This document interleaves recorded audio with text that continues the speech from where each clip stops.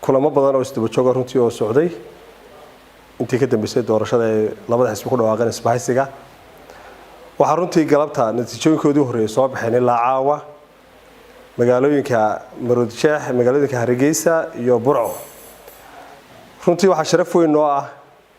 oo shacabka Soomaaliland iyo shacabka reer Hargeysa iyo shacabka reer Burco ugu hambalyeynayna halkan aan ugu baraarujinayna in guushoodii isbedel doonka ay ugu codeeyeen shacabka Soomaaliland doorashadii ay galeen ay ahayd in isbedel dhab doonayaan in labada xisbi ujeedadoodu ay ugu midoobeen ahaa in guusha shacabka u ilaaliyaan taayadoo laga duulayo waxa galabta iyo saacadan imika aynu joogno soo gabagaboobay magaalada Hargeysa iyo Burco magaalada Hargeysa waxa loo daayay maayarkeedii oo la isku raacay xisbiga wadani maayarka Burco iyo ku-xigeenkiisana waxa la isku raacay xisbiga UCID waxay taasi ku tusaysaa isbedelka dhabka ah ee labada xisbi ka muuqata waxay ku tusaysaa in labada xisbi ay u diyaar yihiin midnimada Soomaaliland iyo wadajirkeeda iyo isku hayntooda ay taasi ku tusaysaa sharaf weyn waxa noo ah ilaa hadda guushii isbedel doonku inay meel fiican marayso ayaamaha soo socdana guulo ka sii waaweyn tan oo idinka farxin doona ayaan idila socodsiin doona aad iyo aad waxa soo sheegay Maxamed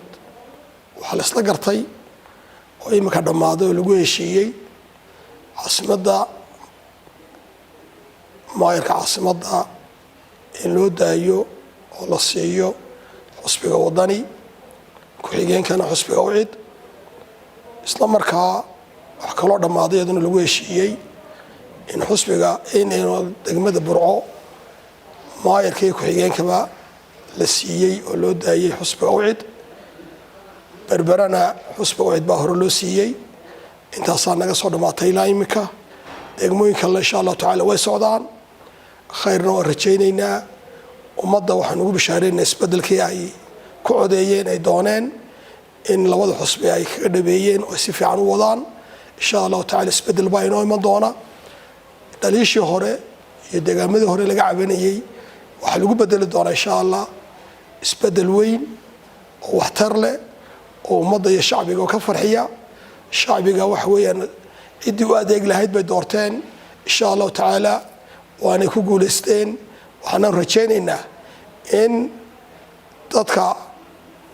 ay doorteen labada xisbi ee u soo baxay golayaasha deegaanka in ummadda ay wixii ay u doorteen insha Allah taala ay ka dhabayn doonaan